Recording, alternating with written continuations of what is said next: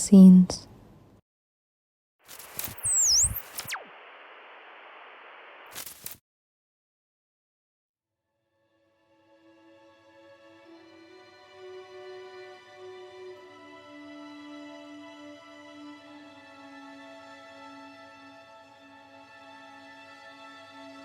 Alright, by morning then link you back early. So love you and love you more. See you tomorrow, be sure that. Dear Diary, dropping that first episode was really hard. Brought back a wave of emotions just when I thought I was starting to heal, you know? The memories, they just came flooding in.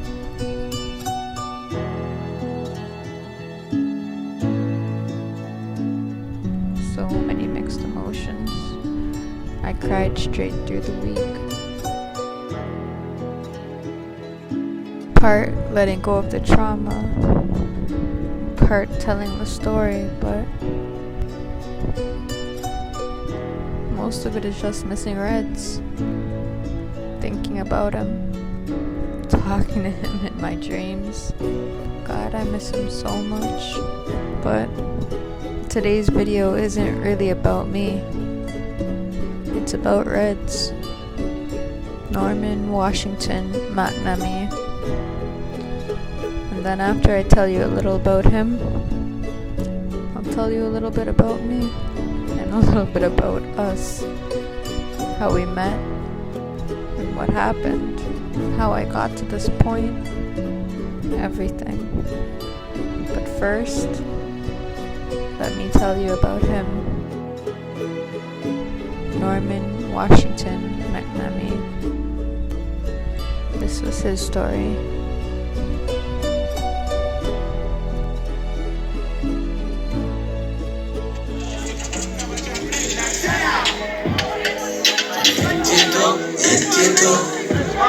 Laughing. Big up the people of the who see that going like it out and everything in the band. But you like when you hear things are different. Nothing wrong with that. We are going to play one song in right now. All the people who see you want to smell. Fully. Brawling. Out here. One good up. Fully active. See them. We forever.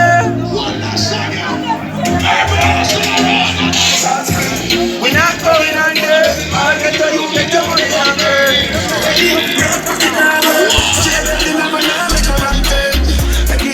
Money maker any weather. Every treasure, dig it up at the leather. Any treasure, money maker any weather. Every treasure, dig it up at the leather. Norman Washington McNamee. A man with many titles, known by many names. Brown G, Two Soul, Bertime, National, and Redz were some of the most popular. Ready like Freddy, you know? Each name representing a different chapter in his life story. From St. Catherine to Manchester, Kingston to Trelawney, St. James to St. Anne, and Westmoreland straight through to Portland. He was known all across the island of Jamaica, with stories of his character and good nature reaching even worlds away in different countries. So if he likes the bird, he can fly out. For those who didn't have the privilege of knowing Norman well, let me tell you, he was the type of person that you would only need to speak with once to love for a lifetime.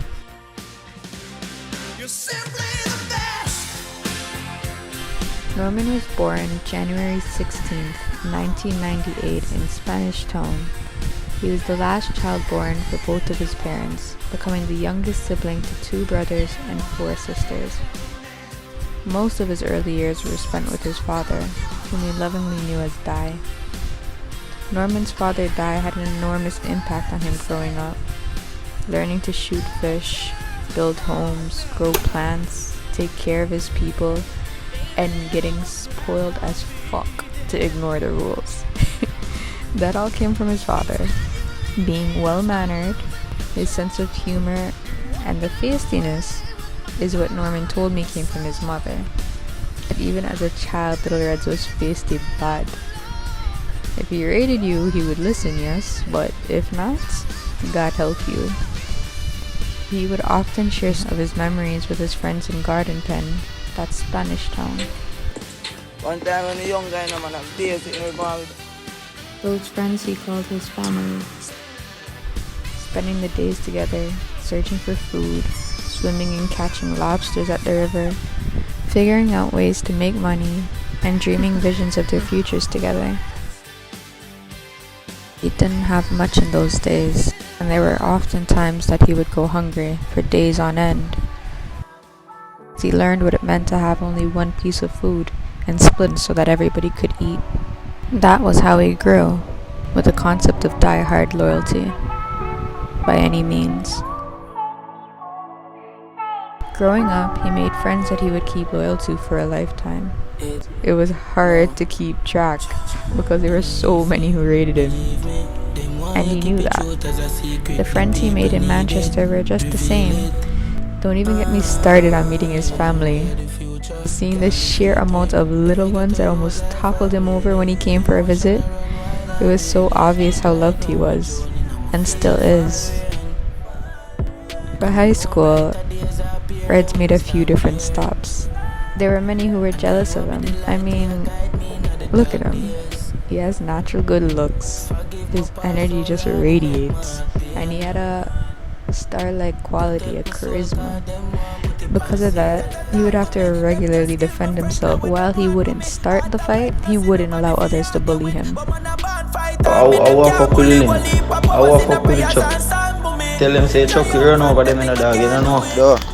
We're all in one chop. Unfortunately, sometimes it's not the one who starts the fight that gets the blame, but the person who ends it. Yeah, but bro, them. No, I think And by defending himself, he sent some people to the hospital. He ended up getting expelled after that, and his early life was off to a rough start. After being expelled, he pursued a life in town.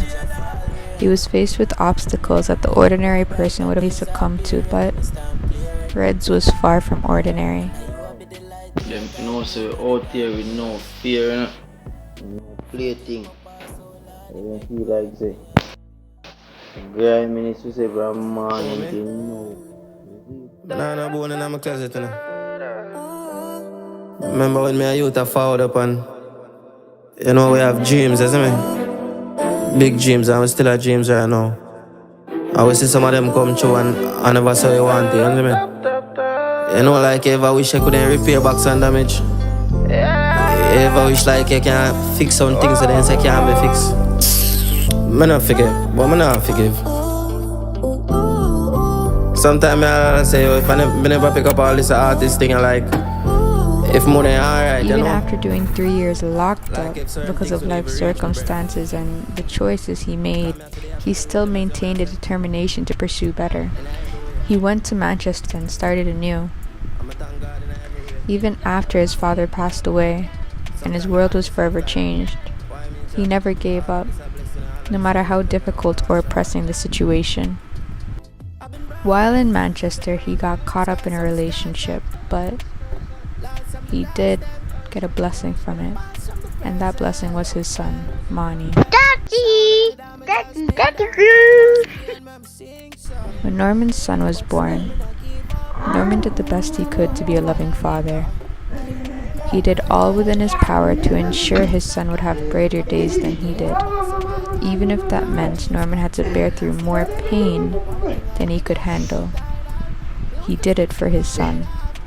He stayed for his son.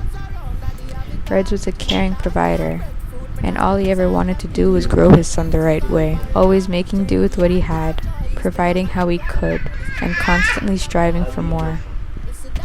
As a young parent, he struggled and worked tirelessly for his son. Once Norman realized that life in Manchester was not going well, he decided to leave to earn more and become better for his child in the process. He took up an opportunity to make a living in Discovery Bay, St. Anne, and was able to send money for his son with his newfound earnings. This is how I came to meet Norman, in St. Anne. The first night I ever met him, we spoke the entire night by the ocean.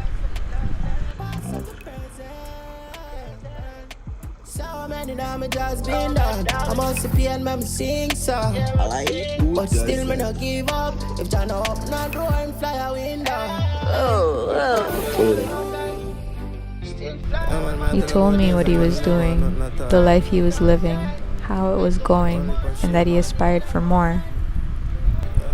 The second time I met Norman, he told me that the opportunity he originally came to the North Coast for was no longer an option. Things for him had taken a turn for the worse. He no longer had a place to stay, and he was hiding his belongings and laying his head to rest at the free beach. Despite all this, despite not having anywhere to go, being homeless, not having an income, Norman refused to give up.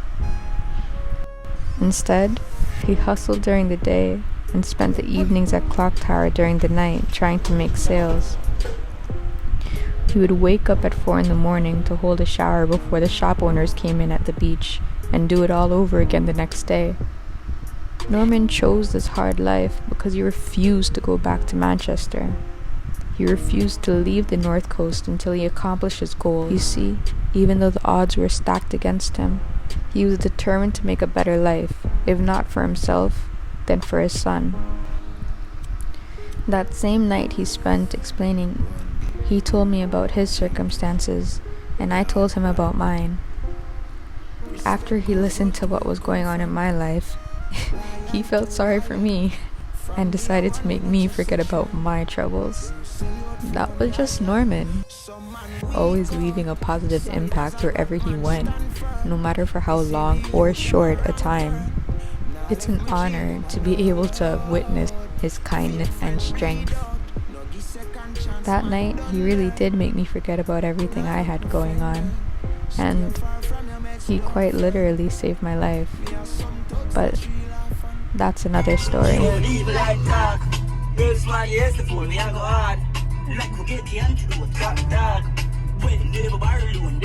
May the 14th, 2022, Norman drove me to the airport, and that ended up being the last day I would spend with him. On May 16th was the last I ever got to hear his voice. If Norman were here today, he would be able to tell you that everything in his life was finally going right. His life was finally on the right path, and he was finally happy. Happy birthday! Thank you. To me, it doesn't make any sense. A lot of people have said to me recently, it's the good ones who are always the first to go. Why is that? Why is it the ones who are pure, genuine, authentic? Why is it the ones who want to do good and dream big and follow their ambitions to greater? Have to let y'all know somebody got into the architect program. What's up? Alright. Somebody got into the architect program. Good job, man. Good job, man. Proud of you. I'm proud of you. Road to riches. Road to riches. Road to riches. Road to riches. Reach out. And the way to riches. Alright? Alright? Nah, man. Why are they the first to go? While we may not know all the answers, the Most High God sees all and knows all. Redz was the embodiment of an angel, and now he has returned to be in the presence of the Most High God. He was pure and good and true. Yes, every man has their flaws, Redz would sometimes lie. He would get upset and not communicate. He would hold a grudge if you did him something, but he was good. He was understanding and caring, loyal and true. Redz was a rare gem that can never be replaced. There is no one like him, and there will never be another like Norman. Redz. A lot of people have been telling me that I need to let go, but I don't know how. I know one thing is for sure, that I'm never gonna forget him, and I'll cherish his memory forever. Live on, live on, live on, live on, live on. Live on, live on, live on, live on, live on. Who does that? Who does that? Be a badness, you know. Yeah, man, I be a badness boy, yeah, man, brawling, you know. Come down one different, you know. Killer them style, different, you know. Give me name artist, because they're going to know you today, you know. I said to the world, yes, the people. Two-soul brawling, yeah. Two-soul brawling. Alright. From them violate, me give them clip load. Gunshot in at them head, me no fling stone. Kick off them door with the rifle, it sing slow. Belly tear out like airbag when a dashboard. Circle them unknown, axe in your right door. Head pump up. Man cross. Yo, the man cross. Look up on yourself. Yo. We make them blood run like water. Murder. Two-soul, but they know about we badness. Two-soul, my people. From Spanish town, the man live in Govana, but they know about badness. We no afraid we go lift up the cannon and pussy with one and we carry SK, the AK, boy head. We stay away when me press it, we no play. Press it like the play game. We no play game.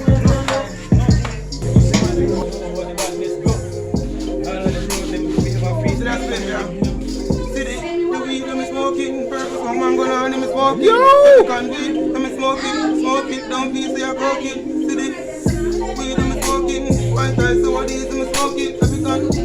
What your boss say? So what is So what is I'm smoking? Smoking, down piece of your joking. To my love, down piece of your good thing.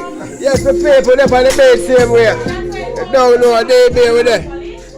I'm going to give them a good interview because you don't know what we're sending to the world. You see me? They are saying we are going to hold it off.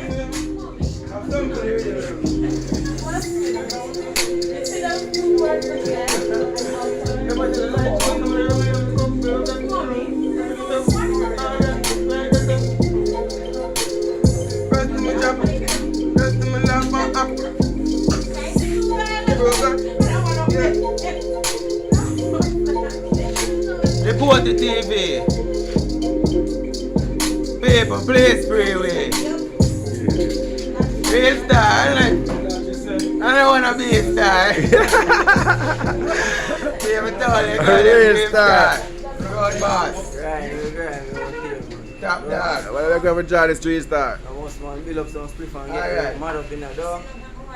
We'll go on YouTube and get some ready. I'm going to go to the dog.